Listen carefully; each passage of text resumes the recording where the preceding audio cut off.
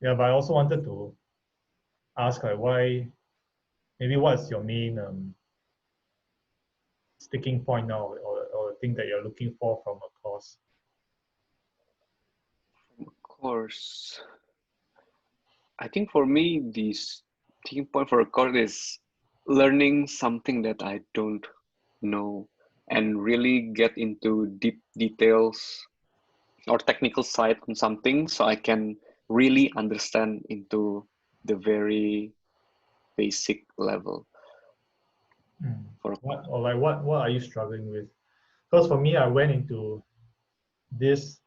Actually, I bought this in July, but um, I only did it like this weekend on Sunday, Mm, because I didn't feel like I not that I didn't feel like I needed it, but I felt I needed to digest what I had from Route of Passage first, and then use this as a guiding point, or a guide to see how I can create stuff. And for me, one of the things that I really struggle with is that proof of work, and also getting testimonials, because you can't get one without the other also. mm, That's why that's why I think Jack's idea of like proof of work and how to um like selling sawdust and like getting testimonials, all these things are things that I value from it. So from you, like I can tell you that I value that, but for you, like what do you think is that sticking point that you're looking for? mm. Because also not everything in this course is new. Like we mentioned with VASB also, and this, that a lot of things are things we already know. I think what's good about this is, like another person asked me also, like how do I think, what do I think of the course? And I said it was just clarity of it was quite good. Yeah. So it's like a test. Now, for me, courses are good for it's like a test of the one vague idea that we already know. Because when we know, if you want to really know about something, can you have to tell it in a simple term so others will understand, right? So if Mm. you, for example, if you know about this concept of, for example, maybe writing is a superpower or something like that. You know writing is a superpower, but what is the we only know the abstract things, but not the really technical, the flow and what's the result things. And I think online course is good for giving us the results or the technical standpoint on what they think they know. That's why when you say that BSB and visual value, this build once, sell twice, and also rite of passage have similar know-how, but it's the implementation that we really need to dig deeper. And also maybe some kind of validations that I know this topic is good, okay, from you, but I don't know from the others. And when we see these three people selling course and making tons of money from that one idea, and it's the same idea from all the Mm. rest, I think it makes us think three times. I think.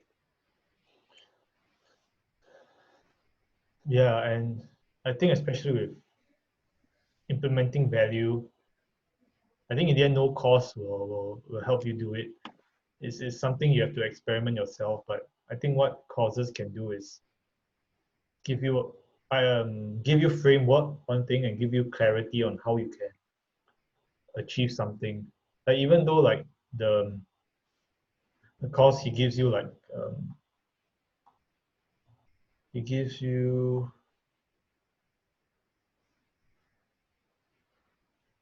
like this is a way to kind of see your own profile, like your statement, your how do you want to communicate your statement, and also the ideas that you can come up with.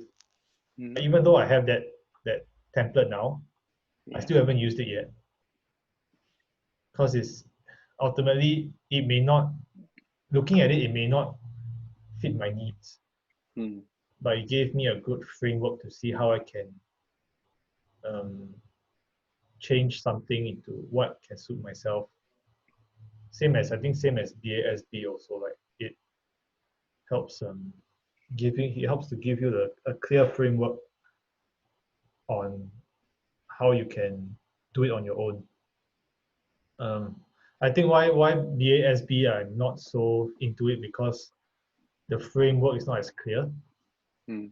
It seems like very broad now, but for build once, sell twice, I think the purpose of it is quite clear, and the way it's structured is quite clear. So you'll definitely get some value from it. And even the design course, it's even though you may not want to start designing, but I think the way he can visualize value is a good thing to learn and implement on yourself. Even though he's talking about visualizing design of it, like designing something for like Twitter, or like designing an asset to use, but you can also use that for words also. Like I see like he's focusing on scale, or focusing on before and after, but you can apply that to your writing as well. Like that's when people can see things more clearly. Mm. Yeah. Yeah, but I think probably you can try with the design fundamentals first. Mm. um, I think that will help. Or you can actually, what you should do, you should join the community. Community? Yeah, let me show you, because that's what I joined first also. Where is it? Okay. So it's like a Slack group or circle forum? It's on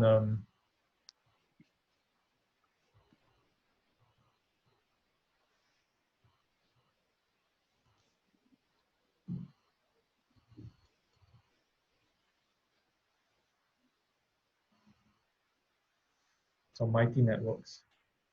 It has a Slack group also, but so you have access to this vault. Okay.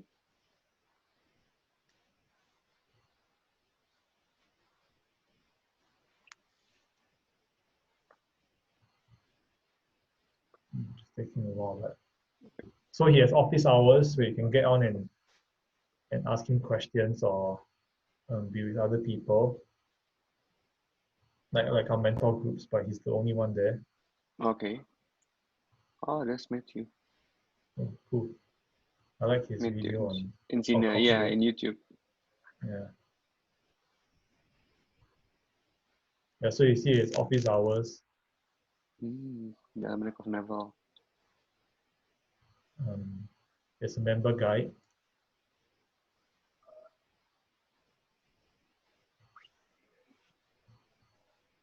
Mm-hmm. So there is a Slack workspace, Yep. and then the content you can get is the weekly office hours, principles on value creation. Okay. So you have access to all his office hours. Oh, okay. Right.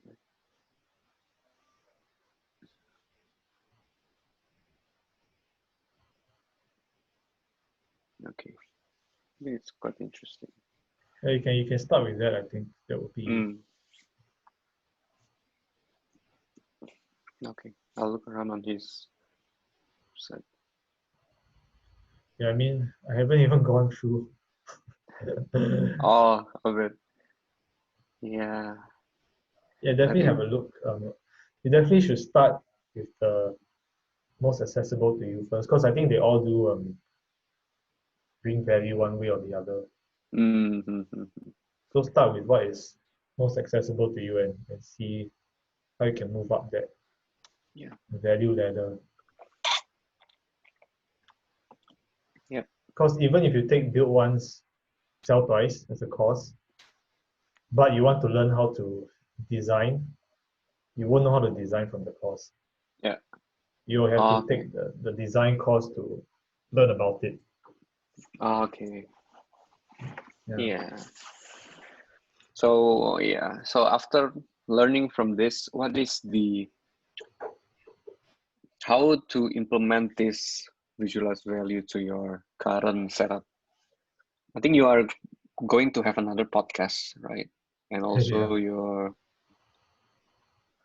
Yeah, I think so it helped me first, and this doesn't come from just build one sell twice. It's for me, it's narrowing down my focus and what I want to do to just one thing first, and everything else is like branches from it, or intermediate packets from it. yeah, yeah. um, so that's one thing. So that's why and also leveraging what I already know. Because if you want to start something new, it takes a lot more of a heavy lift. So this is like tying in like second brain concepts really. Like Yeah. there's no point now starting a game with a heavy lift. But why don't I just focus on building my something I really know how to do? So which is I think podcasting will be the first one, and then writing and then newsletters, and then I'll move on from there. But the focus is definitely I want to do on podcasting, and then I can use that. So from the podcast, I will use the build once, sell twice thing. I break it down to different intermediate packets where I can use and then reuse and reuse again. Um, and also, second thing I will want to do is just to leverage the internet and like Twitter more,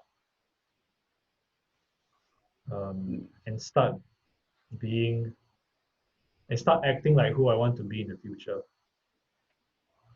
in terms of what I want to be on the internet. That's interesting. Because I think now, like you see yourself that it's like your own self-image. It's like if your self-image is something that, or if your self-image is of someone that is still making his way to something, you always be a you always be that. But if you're so I'm trying to change my self-image to okay, I am a creative, I am a podcaster, I am someone who is so I'm projecting myself now onto who I want to be in the future, and I'm just acting in that way. Okay. If that Yeah, I makes think I sense. understand. Yeah, I understand. So if you're like, if you frame or you think yourself as a podcaster, then you will think like a podcaster, right? It's Yeah, not like I need to learn this kind of things to be a podcaster. So yeah, if you think like that, then you're not a podcaster, and then your mindset is not thinking like a podcaster, yeah. right? Like or like even like for Twitter now, I'm thinking okay, two things. I want to be useful on Twitter, and I want to have more authority. Mm, Because people don't want to look at your profile and say, who is this guy? Like why should I follow him? yeah. So you see recently that I changed my banner picture. I do this because these are what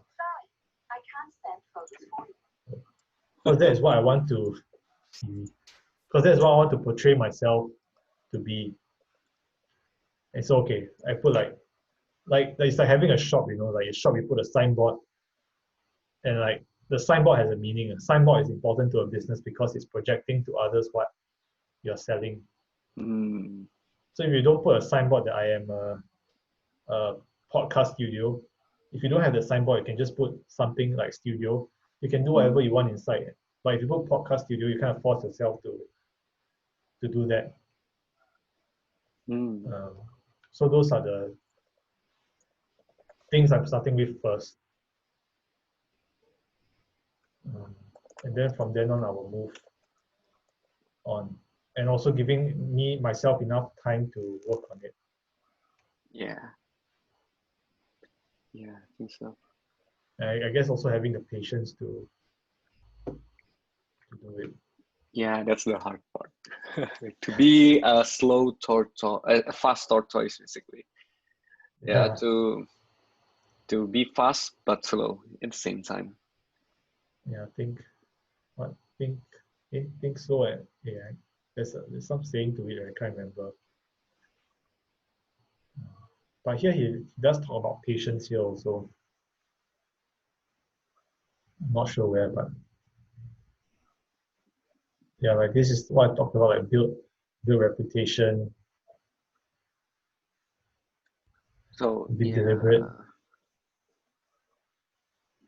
So basically, this build once, sell twice is like you're being an influencer, and then when you already be an influencer, you sell the products, something like that.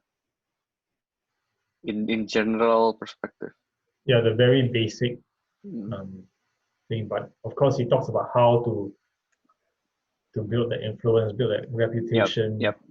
um, and that you definitely need skill, you need mindset, you need to have a process to have that reputation. Yes. Okay. Oh yeah, Yeah. yeah. So it's more on the self-development course. I think it's yeah. I think this one is quite good. Quite good. Or I actually need to save another up one again. that actually one so for me, like I mentioned, like it was I needed things to help with my mindset on selling and like getting proof of work. So there's this another thing, a book I bought, the Freelancer Strategy Guide. Mm. Um, so I talk about picking your niche, blah blah blah, cold emailing, pipeline management. But one thing that I talked about in sales or like selling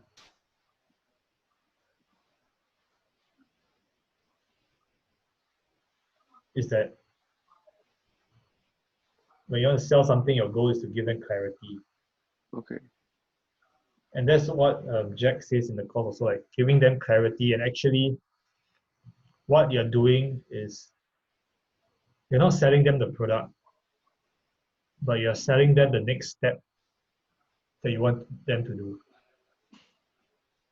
if you know what I mean. So, like, for example, my podcast, I'm giving them value, yes, for interview, but what am I actually selling them? I'm not selling them, okay, listen to my podcast and buy my online course. Yep. But I'm actually selling them, listen to my podcast, sign up for my newsletter.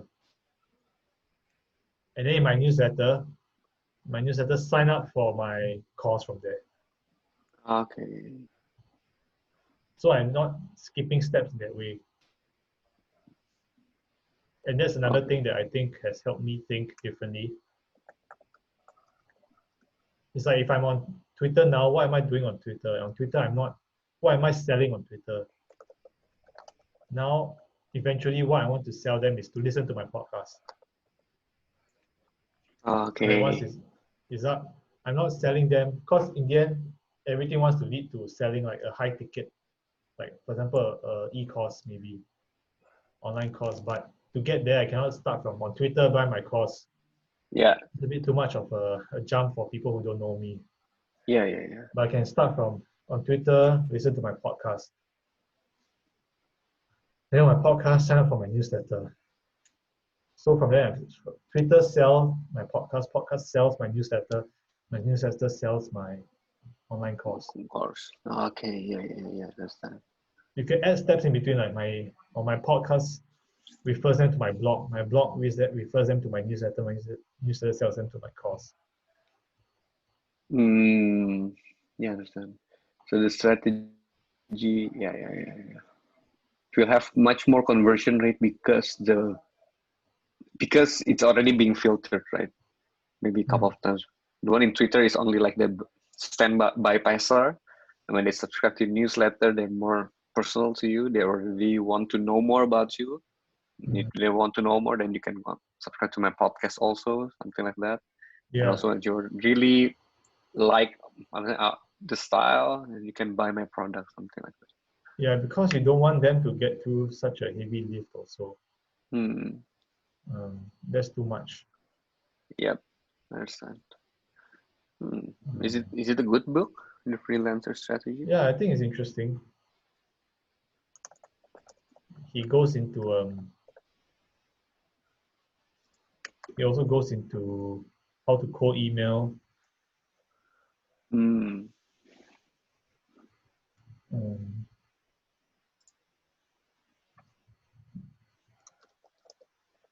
different strategies he used. mm, mm. Do have you seen patterns that that here is the same like what David's doing? Yeah, definitely. I think it's definitely universal. Mm, Um, like they talk about like selling yourself, picking your niche. So like yeah, David is a writing guy. Okay, that's a niche. yeah, His high ticket offer of course. um, is now $4,000 course, Yeah. but no one will go on the course first. He starts with Twitter. Twitter refers to his blog to Yeah, newsletter, and yeah, blog to newsletter and his podcast and his different things, yeah. and then he has his course at the end. So you have that. Um, I can see that also going the same way. Mm, Let's see, getting clients. Of course, he doesn't do it this way. Like cold yeah. email. His cold email is to interview people to his podcast, right? Possibly. Yeah, Yeah. he had a whole module on cold email and this, but this cold email is more of like a selling.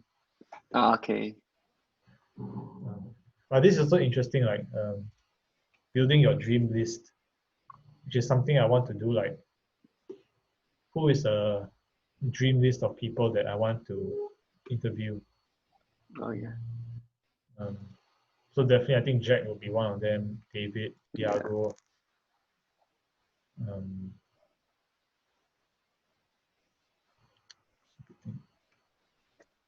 Yeah. Yeah. I think Brandon is interviewing David. Or I forgot. Brandon, yeah. I think Brandon is quite fun. even interviewing James Clear. Oh, yeah, yeah. James Clear with He's James quite Clear. cool. Yeah. What do you think about Brandon? Um, I think he's very smart at using Twitter. Oh, yeah, sure. Um, and he's a smart guy. He writes well. He writes very usefully. But my impression of him is not very personal. Yeah. And a lot of times I think, why is an 18-year-old or 19-year-old telling me what to do? Ah, okay. I mean, he definitely has that impression. I think he knows it as well. Um, but he writes very usefully. And I think that helps. Yeah. That is the main thing. Yeah. Yeah. I mean, he's getting many tractions, I know, but uh, I don't know, maybe because of his, I don't want to judge, but maybe he, he, he gives, I mean, when he writes something on Twitter, it's like selling or something. I don't really know the phrase, but it's some kind of like selling things or just Mm. not really personalized or have any emotions in it. Maybe. Yeah, So I agree. But it's working for him. yeah, I So, know. So mm, at least it works for me, but and we're not doing anything. I'm not doing anything. and I think it may not be everyone's style, Hmm. but um, I am trying. I've noticed that I'm trying to do what Brandon does, like the Hmm. tweet style, but I I'm trying to. make it more personalized, Mm, because I think that's what gets people invested in you. yeah, true. And I think that is more of my writing style. Like from the Correct. essays I write and all that, it's a very personal style, Yep. which I should leverage. I should use more. Mm, yeah. Yeah. So trying to. So, okay, back to your podcast. So you're going to have two podcasts now, your Pakish podcast and Yeah. this other one. Okay. Yeah. Because the Turkish one is a bit slow Uh-huh. because I have to schedule with three more other people in their Mm, schedules. So it's not as fast as I want it to be. okay. Um, So this other new one is going to be your you alone. Okay. yeah, and because also the other one, it has to have inputs from four other people, and I think the target audience is also a bit different. Okay. So who's your target audience for this one? Um, I think people on the internet, Mm, maybe like people like you and people who are going to all these courses. okay. And I think mainly what I want from this podcast is because I think eventually from all of this, I want to sell, I want to create a course or a product that helps people be creative and helps people start get started with creativity. Um, so be it whether writing or podcast, um, how to get into that creative mindset of not being afraid to publish and what publishing can do for you. Oh, okay. Yeah, yeah, Yeah. Um, yeah. Okay. so I am going to talk about a lot of these things like what is how did like the questions I shared. I wanted to ask things like how did you get started and what is the process? How do you overcome the fear of publishing? Mm-hmm. Because these are things I think a lot of people face um, every day, even us. Yeah, yeah. I And think that's quite useful. To see their pain point or their journey, basically, to tell us more about their journey. yeah, and I want to learn about their failures True. because like even for Brandon, like you don't know like much about his failures. Like you're like, what's your favorite failure? Like what was one thing that held you back a lot? Because we all encounter failures and and we learn a lot from them. Yeah, Yeah. that's true. Have you heard Norman Chella, the Rom FM guy? No. No, I think he's a Malaysian, I think. Okay. Yeah, he's a Malaysian, and he's quite good at podcasting. Maybe if you want to ask around, because he's a producer of he owns 5 podcasts, and his goal is to normalize podcasts in Asia. Hmm. So if you want to, I mean, to talk about to do some podcasting, you can try asking him. I think he's quite Oh, he responsive. does roam FM. Yeah, he runs from FM, and there's four other podcasts that he runs. So it's like a podcast guy, basically. Hmm. That's cool.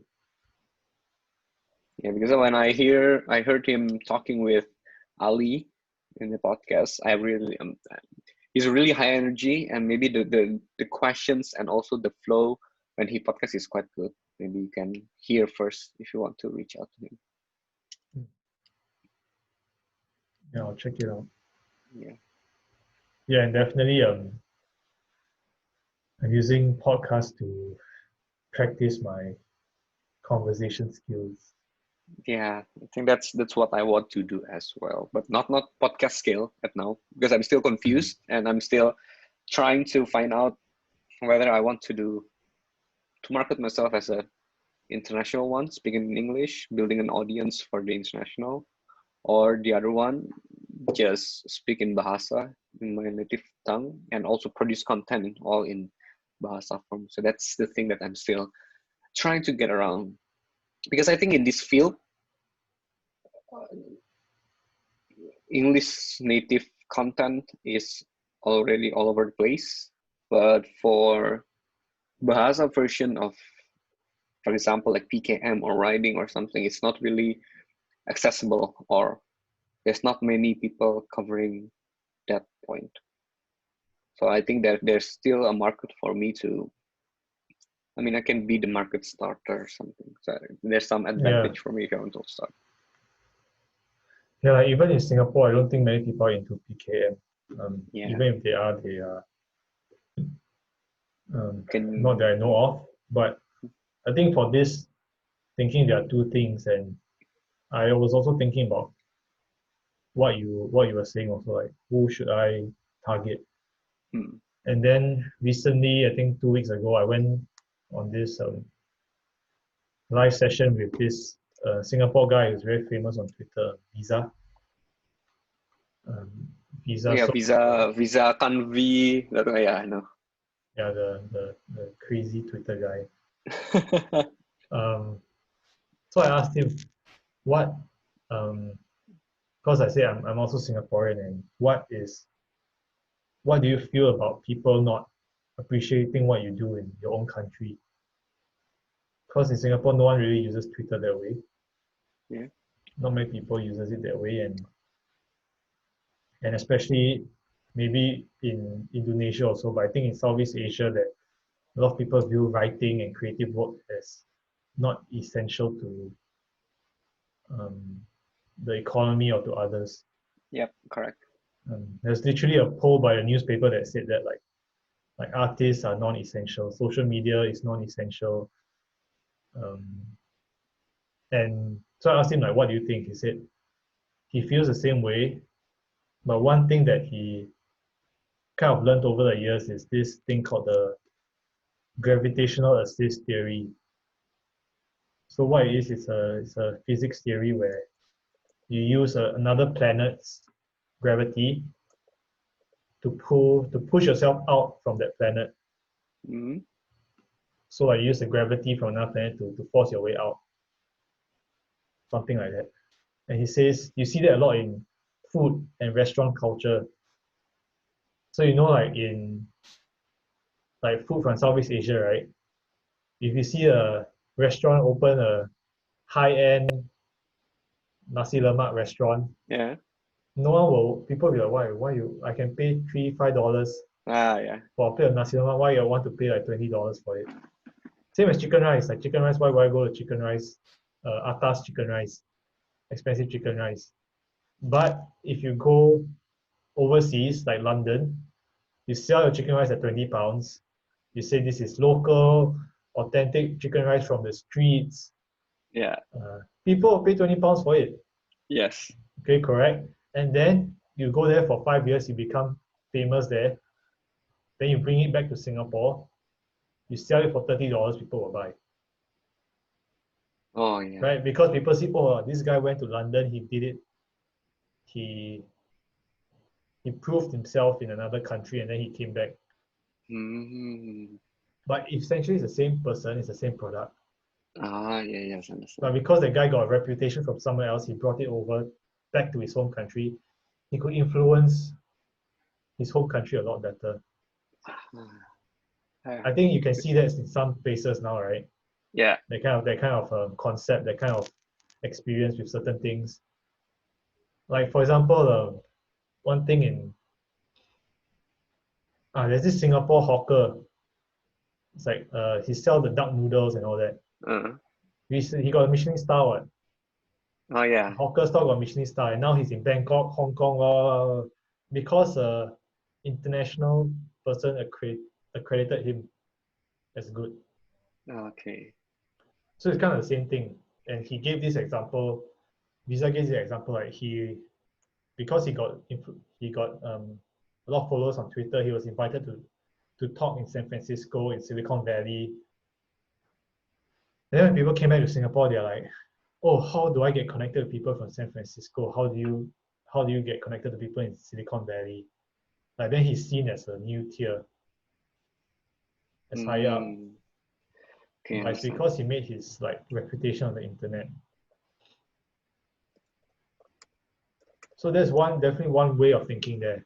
And that's what I'm trying to follow now. It's like building that reputation, that leverage, the Yeah. authority on the internet and say, look, I have people listening to my ideas. I have a reputation with these people that are from all over the world. And I can bring it to you, Singaporean. Okay. I really like that point. Yeah. You So may want basically to what think you, of it yeah. that way as well. That Yeah, I think that's quite helpful. I think that's, yeah. like I can give you this scenario that maybe if you start your own PKM thing in Bahasa, a lot of the time people think, why should I listen to you? Yeah, correct. Unless you are coming at it very authoritatively or you have proof of work. Mm, But can that proof of work be your reputations from somewhere else? yeah, Yeah. yeah. Hold on, I need to answer a call.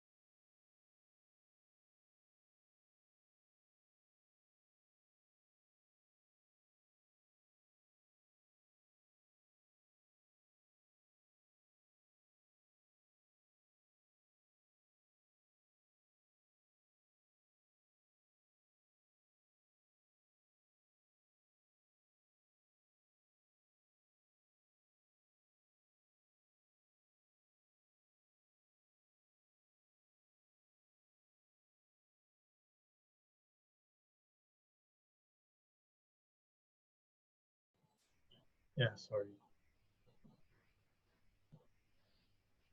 Hello? Yeah, sorry. Yeah. I got muted also. Yeah. but yeah, just you can think about it that way. Yeah. I think that's quite helpful. Really. Because I You, think building an audience locally it's tough. yeah. It can be tough. I mean, yeah, I think so. Building it on the internet is also tough, but in a way it's also is in a way it's also easier. Yeah, I think so. I think I should write in English first. Maybe after 2 years, building assets in English and also be more active in this Twitter sphere or something, then I can bring my know-how back to Indonesia. Because for my, yeah, because the audience in here is really big. For Yeah. example, like there's this one guy called Atta Halilintar in here, where he is like a celebgram in YouTube first. He has some kind of 20 million subscriber or something. That's from Indonesian content only. That's why I mean the market in Indonesia, because there's so many people in here. There's some potential, but I think if it's like what you say, because I would want to dig deep or dive deeper in PKM world. So it's a knowledge worker stuff. So when Yeah. you have some kind of acknowledgement the from US or from Tiago or something, it will be good for my portfolio. So I think that's good. But I think you also have to think like that guy has 20 million, but you also have to think about the quality of the view also, the Yeah, subscriber. yeah. Like like when I was working in Yangon, like on Myanmar, it was super easy to get Facebook likes. Super Mm, easy. You can buy like if you run a Facebook ad, you pay $1, you can get 20 likes. But in Singapore, it's $1 per like. Huh? Really? Yeah. $1 per, okay. So Okay. that quality is there, and in a way, like you can sell to 20 million, like 1 million people can view your content, but how many percent of them are more likely to buy it? Yeah, correct. Yeah. And that's correct. So that's an important way to think about how you're gonna put your effort, where you're gonna put your effort in. Yeah. I think that's correct. I think going to build my not audience basically, make my portfolio first internationally and then bring it back later to have some kind of certifications, because in here everything in English or everyone who has come from abroad is like more special. Yeah, Yeah, it's get the same. It's like that treated theory. differently. It's like that theory of like I told you about, like having that international thing is like better. You seem to be more, but I think starting out, you have to kind of decide first what is more, what do you have access to first. Also is important. Yeah, Like, do you have access to these amount of viewers, or do you have an audience, local audience already? Then you leverage the local audience. If you have a better audience on the internet, then you leverage that instead. mm, Um, yeah, like for me, like for PKM, like I recently asked a question on my Instagram, like who knows about PKM, all that blah blah. Not many people know about it. But if I ask on it on Twitter, like more people know about it. yeah, correct. So something like that. Which audience is a better leverage for you? Yeah, No one can answer that, but except yourself. yeah, I know. Which one can you leverage better? I think that's Yeah, let's see. a better question. It's only like the imposter syndrome, because when I want to build in the internet, there's so many better people out there.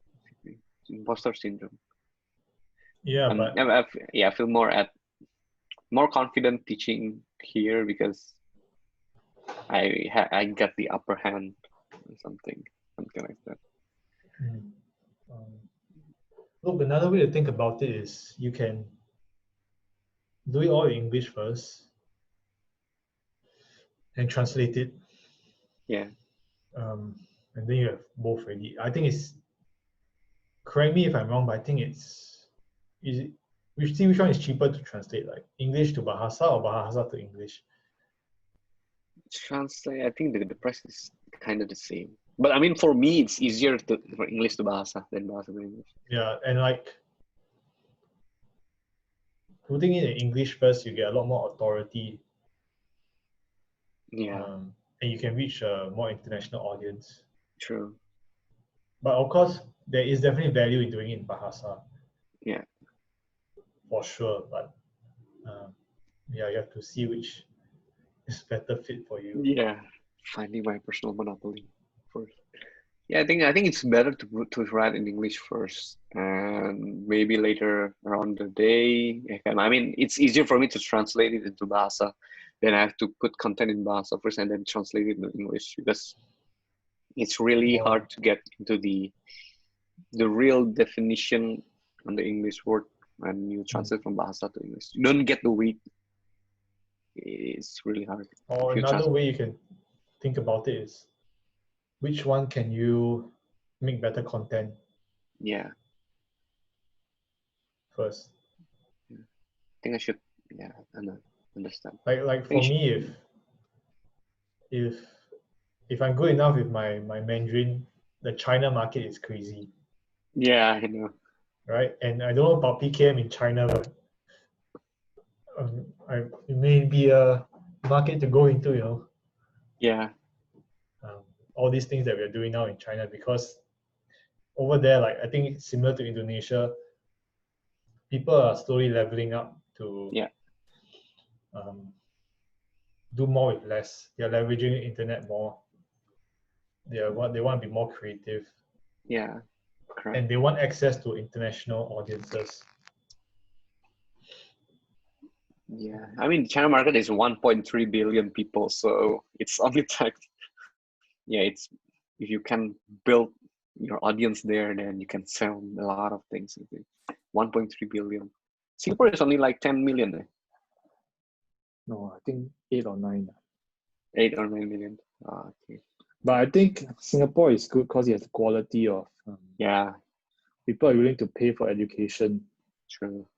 And that's true. That's correct. Because That's why Mm, that's why I want to go into like education in a sense, online course. And also personally, I like to talk and teach people. Actually, that's the reason why I go to all these courses and get all these books, because I am learning from them how to do it. yeah, I'm not only taking their content, what they say, but I want to take how they say it, how are they structuring the curriculum. That's why for me, lifetime is important also. So I have the time to study it and see how they change it. It can be in your resources and your BAs. Yeah, in the your whole second course brain. is my resource. Yeah. Like I'm sure that if next year I start selling to parents that say your kid can have a second brain, they're like, whoa, how can I get my kid to get a second brain? Because they want their kids to do well in school. Yeah, correct. I think same is a lot in Asia. And if I do well in Singapore, I could go to Myanmar where I was there before. I could go to Malaysia. I could even go to Indonesia. Yeah. Because a lot of people from all these Southeast Asian, they come to Singapore for the education. Yes, correct. So that's how I want to kind of think about that in the future. Yeah. Singapore is I think Singapore is the most advanced country in Southeast Asia. Singapore are nerds. They're all nerds. True. We're all nerds that want good grades. Yeah, true. That's true. So I guess for me, that's how I see I can leverage it. So yeah, people may think that being an artist or being a creative is not valuable, not essential, but education is. So I want to kind of go into that, that realm. Yeah, and also over there, spending power is higher than anywhere across Southeast Asia. I mean, if you sell a course for $500, maybe it's a steal in there. But in here, in Indonesia, it's 1 month's salary for most worker. Yeah, and that's true. And also, I think in Singapore, also the government really helps push that education is needed. Yeah. That's the whole mentality of the country. Yeah. Singapore is a good country. I always go there. Really like shopping. And also gambling. I got my AirPods Pro because I win $400 in Marina in the casino. Wow, sure. Nice. Yeah. I haven't been inside yet. I have to pay $200 to go in. Really? Yeah, so if I go in, I lose one AirPod. different from you really. Yeah. True. Well, we only do it in Chinese New Year. Are you joining the what? Sorry? We gamble in Chinese New Year. Oh yeah, true. For information, I'm a Chinese, Yeah. Chinese descendant. Do you celebrate Chinese New Year? Yeah, I salvage ang pao all the time. Source of money. Those are the true intermediate packets. Yeah, true. You can reuse them. The packets. They bring you value. Yeah. That's my The intermediate red packet. Yeah, the red ang pao. But I think the culture in here is not really that thick anymore. I mean, in my family, Chinese culture. I mean, we still see Chinese calendars. If you, for example, if you want to get married, we don't do that in the I forgot the Changbang, the spirit. I forgot what's the name. I don't know if the Singaporean also do that also. Which one? The blackout date for wedding or marriage. So there's some kind of 2 months grace period where in the Chinese calendar all the ghosts are out there. Oh, like this month. Yeah. True. This Yeah, month. I forgot what's the name. the Hungry Ghost Festival. Yeah, that one. So when you're on that date, you cannot do any wedding because it's going to bring you bad luck. Yeah.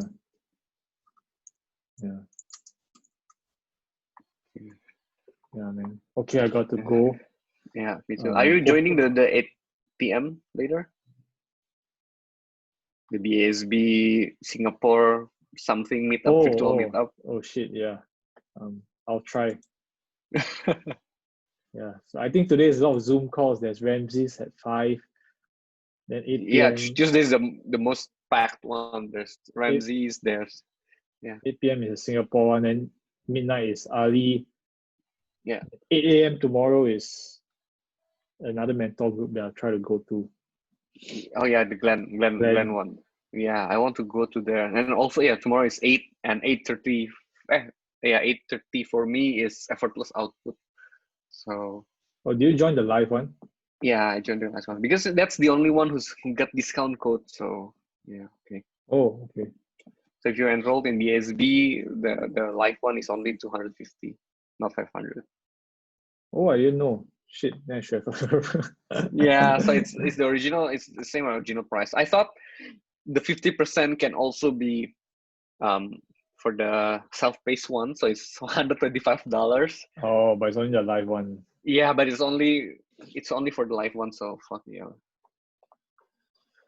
Oh, okay lah. Maybe I can show you what I learned there if you want later. After I scramble all the things, maybe I can showcase the ROM setup. So I don't pay net. Yeah. You can show me. Yeah. Like you show me some kind of visual value thing, right? Sharing courses. Yes. Yeah, course sharing. Course sharing. Okay, man. Thank you very much. No problem. Yeah. I'll see you later. Yeah. See you later. Bye. Bye.